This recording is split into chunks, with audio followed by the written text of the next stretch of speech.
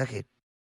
I'm getting a full introduction to what the whole purpose of the Nevada test site is about, in which it's now the Nevada National Security Site. It used to be the Nevada Test Site, yeah, NTS. Now it's the NNSS, Nevada National Security Site.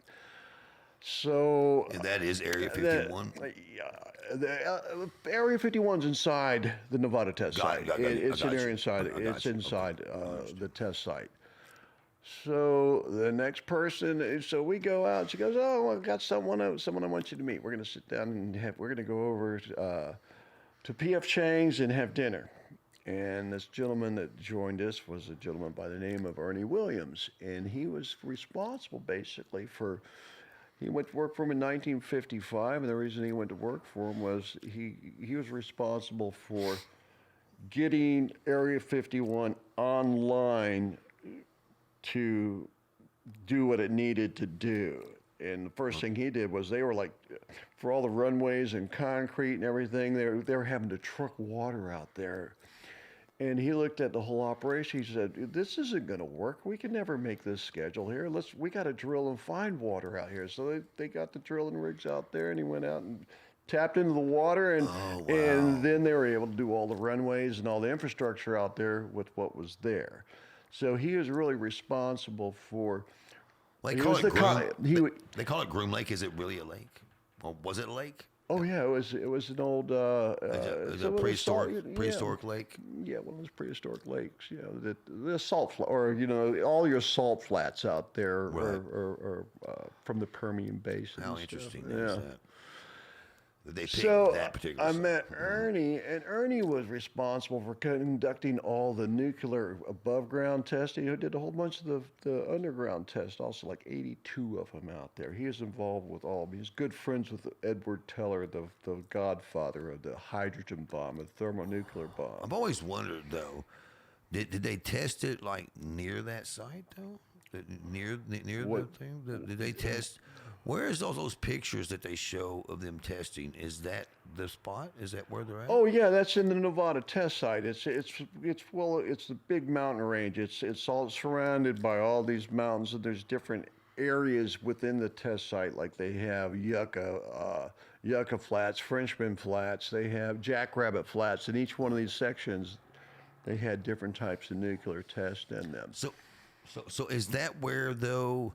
Like when you see those cities, do they make those like cities and then blow the things up to see what it did? Oh to 'em? yeah, I've been there. That's what he That ended is up. eerie as fuck, man. He ended up taking. He gave me a full tour of the Nevada test So site. you went to one of those where they have a fake city.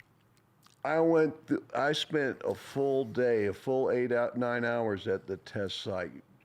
Wow. In fact, in one of the Area 51 buses, one of the buses that takes all the employees out there, Area 51, the driver was, he shared a lot of information. He goes, "Oh, I yeah, just wonder, like, that is an absolute now. After they test there, is an absolute wasteland. There's nothing can grow there, nothing can live there. Not true.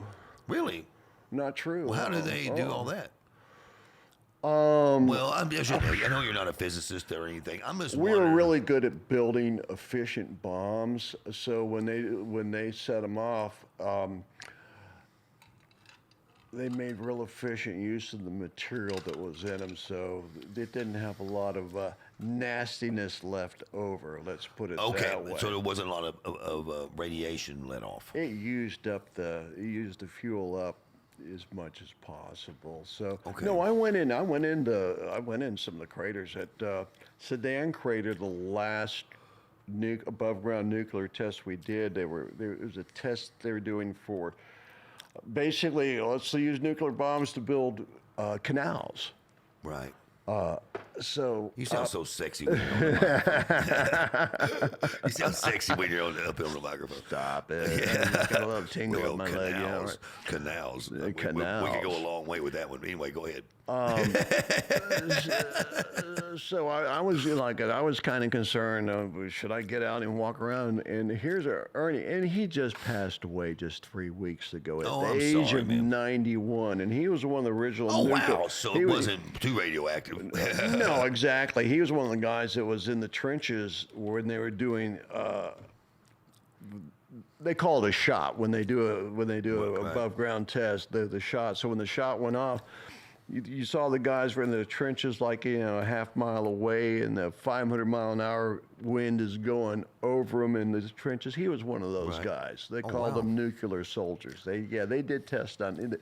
They put our guys in harm's way to learn about the effects of nuke because they didn't know. Right. They didn't know. It was all theoretical. They had to have hands-on operations. It worked out. What you're saying is it worked out good on paper. No, what I'm saying, what I'm saying are all the guys that I've met who are involved in the development of nuclear weapons. They're patriots. Really? They love this country. Yeah. Yeah. Well, I wish that was more people. They wish they didn't have to do what they did, but they had to. Right. So we'd be safe. Right. They were willing to sacrifice, the ultimate sacrifice and more.